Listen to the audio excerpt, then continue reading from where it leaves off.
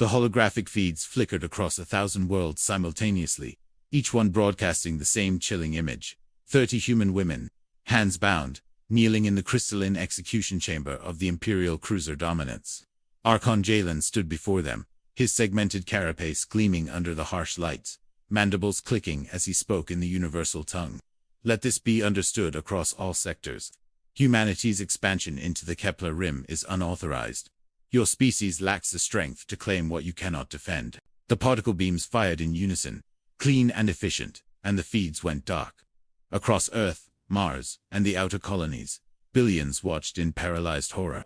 In Beijing, a mother collapsed against her kitchen counter, the face of her daughter still frozen on the screen. In New Mumbai, students poured into the streets, their voices raw with grief and rage. On the lunar mining station, workers stopped mid-shift, tools clattering to the ground as grown men wept openly. The victims weren't soldiers. They were engineers, teachers, medical technicians, civilians, who'd been surveying potential colony sites when the Empire's patrol ships appeared. The galaxy had seen this play out before. A younger species overstepping, the Empire reminding them of their place, and eventual submission. What the galaxy hadn't accounted for was that humanity didn't submit. The emergency session of the United Earth Council descended into chaos within minutes. Delegates screamed over each other, some demanding immediate military action, others pleading for diplomatic channels. General Darius Holt stood at the tactical display, jaw clenched, watching the data stream in. They executed our people on 30 different live feeds, he said, his voice cutting through the noise. They wanted maximum visibility. They wanted us afraid. Ambassador Chen slammed her palm on the table. And what do you propose? We have 16 functional warships against an empire of 10,000 worlds. Holt's eyes were cold. I propose we remind them why Earth spent 10,000 years perfecting the art of war before we ever left our atmosphere. In the streets, below the council chambers, the protests had grown from thousands to millions. People carried photos of the dead, their faces projected onto buildings. But there was something different in this grief, a crystallization of purpose. Veterans began organizing. Hackers shared encryption keys. Factory workers volunteered for triple shifts. Humanity wasn't just mourning. Humanity was arming itself. The first fleet launched from lunar shipyards 48 hours after the executions. But it wasn't heading toward Imperial space. Captain Alira Voss stood on the bridge of the UES Retribution, studying the star charts with predatory focus. The Empire expects us to strike at their border stations, she told her crew. They're reinforcing their defenses in the outer rim, which is exactly why we're going to hit their supply depot at Kepler 442. Her tactical officer looked up sharply. That's 12 jumps behind their lines. Captain, we'd be surrounded, outnumbered, and exactly where they're not looking.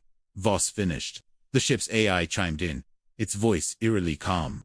Probability of survival, 18%.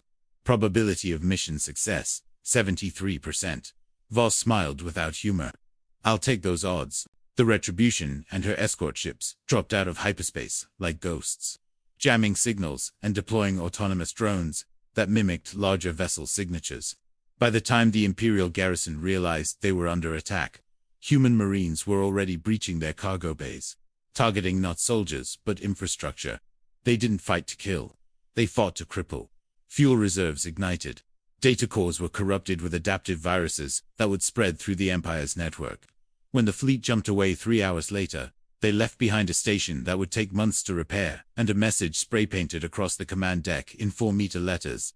For the 30, Galnet's primary anchor, a Zealothi, with translucent skin and 3 sets of eyes, struggled to maintain composure as reports flooded in.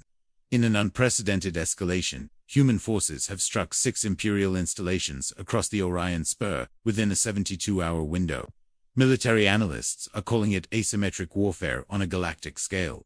The feed cut to footage of a mining station spinning lifelessly in space, its power grid dark. Another clip showed Imperial cruisers limping back to dock, their engines sabotaged by what engineers were calling aggressive digital warfare.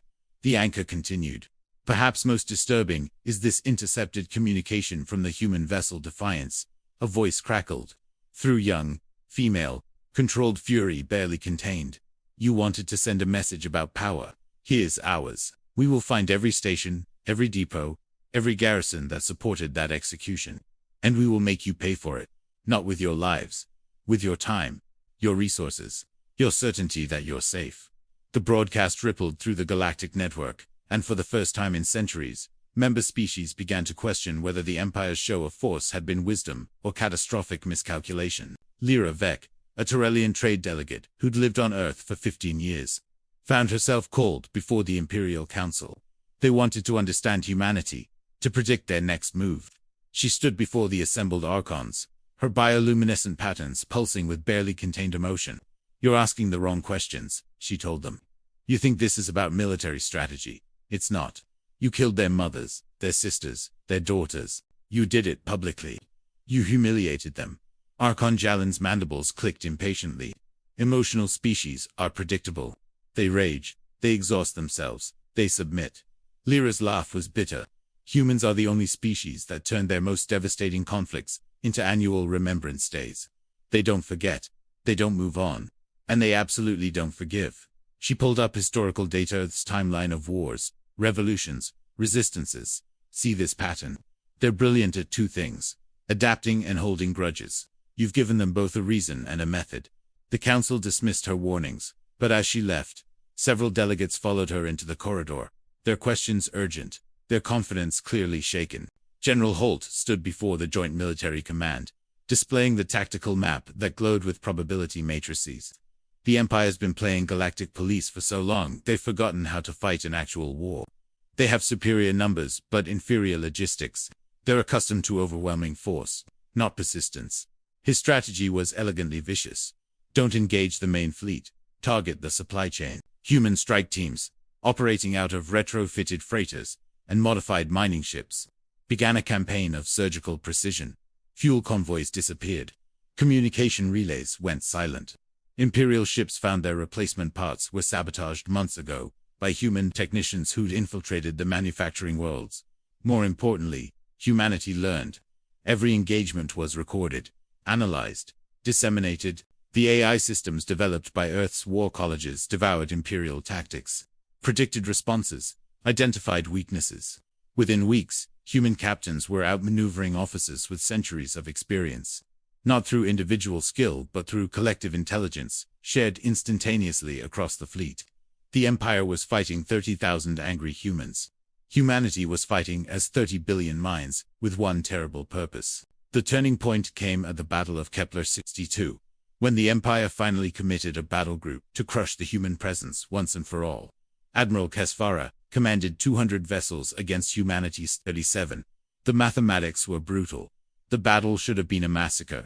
Instead, the humans scattered, refusing to engage in traditional formation. They attacked from every vector, using the system's asteroid field as cover.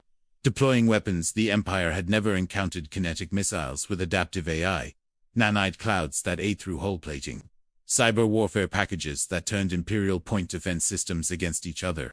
The Retribution, heavily damaged, performed a suicide run straight toward the Imperial flagship, its captain broadcasting on all frequencies, for Shuttle 7, for the Kepler survey team, for the 30. The Empire braced for impact, diverted every weapon to intercept, which was when the human fleet, regrouped and reinforced, dropped out of hyperspace behind the Imperial formation and opened fire. Admiral Kesvara watched her battle group reduced by half in the opening volley and realized with crystalline horror that she'd been out-hot by a species the Empire considered primitive. The retreat was chaotic, ships colliding in their panic to escape, and humanity let them run. The message was clear enough. Back on Earth, in a crowded memorial hall where photos of the 30 lined every wall, General Holt met with Captain Voss and the other fleet commanders. They were exhausted, haunted, but unbroken. "The Empire's calling for negotiations," Holt said quietly. "They're offering reparations, territory, a formal apology." Voss stared at the faces of the dead, her expression carved from stone. "And what do we tell them?" The silence stretched before Holt responded. "We tell them that 30 women wanted to build homes among the stars. They wanted to teach children, heal the sick, discover new worlds. They died for the crime of being human in the wrong place." He stood, his voice strengthening. "We tell the Empire that we'll accept their surrender when they've dismantled every execution chamber on every ship, when they've compensated the families, when they've acknowledged that humanity is not some minor species to be disciplined." Voss nodded slowly. "And if they refuse?" Holt's smile was grim. Then we remind them that Earth hasn't shown them even a fraction of what humans are capable of when we decide someone needs to be afraid. The treaty was signed aboard a neutral station, broadcast across every world in the galaxy. The Empire granted humanity full sovereignty across the Kepler Rim, withdrew all military forces from human space, and established a war crimes tribunal to investigate the executions. Archon, Jalen, stripped of rank, faced charges that would see him imprisoned for life. But more significantly, the Galactic Council recognized Earth not as a petitioner species seeking membership, but as a peer power to be respected. As the delegation prepared to return home, Lyra Vec found Captain Voss standing alone, looking out at the stars. "You changed everything," the Tyrellian said softly. "The Empire won't be the same. The galaxy won't be the same."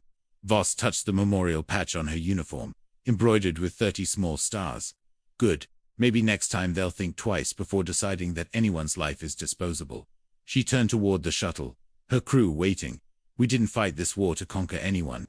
We fought it to make sure that when humanity says never again, we have the strength to enforce it." On Earth, in the small town where one of the 30 had grown up, her mother planted a tree in the memorial garden.